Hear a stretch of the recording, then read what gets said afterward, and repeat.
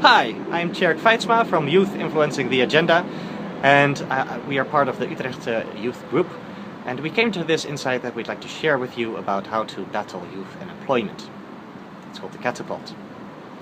We see the problem today as that there is a very big divide in our society, a divide of two groups, one over here, let's say the youth and upcoming and the people who are still starting out, and a little group over here of people already settled and have been settled for a long time, have all that they need.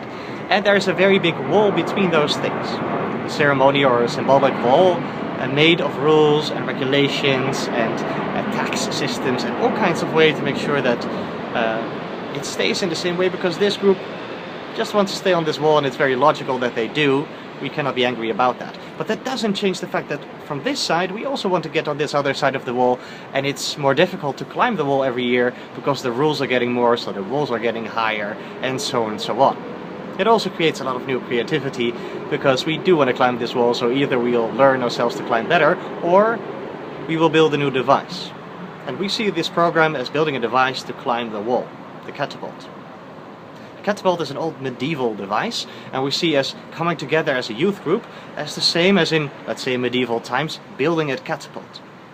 A catapult is a machine that can throw stuff. And back in the days they used to throw the things that they were finding around, like stones and sticks, and they would make it like a little package. And we would do the same as a youth group, but not from stones and sticks, but from the ideas that we have of how to solve the youth unemployment or how to make the society better as a whole. We will form this by first making a catapult as a group, then we will make a little ball of ideas, of solid ideas that we want to get over this wall. But not all catapults are good enough, so we are going to need extra good catapults, let's say, or strategies. So for this we used inspiration from our African partners, and also I guess from our South American partners. And we go with Ushahidi and so on, to make sure that we can actually throw the ball high enough so it actually gets over this wall. Because there's nothing more disappointing than making this beautiful ball of positive intent, of solutions how to solve the world, and then it's thrown at the wall but not over it, so nobody's able to listen to it. So for this we look for inspiration southward. And when this ball is over, we check. We put one man to climb over this wall and see if things like raadsadres, inspraakmogelijkheden, or other Dutch words for ways of youth to get political power are useful, and if it's made in a way that these rocks that we've thrown over actually bear root on this other side of the wall.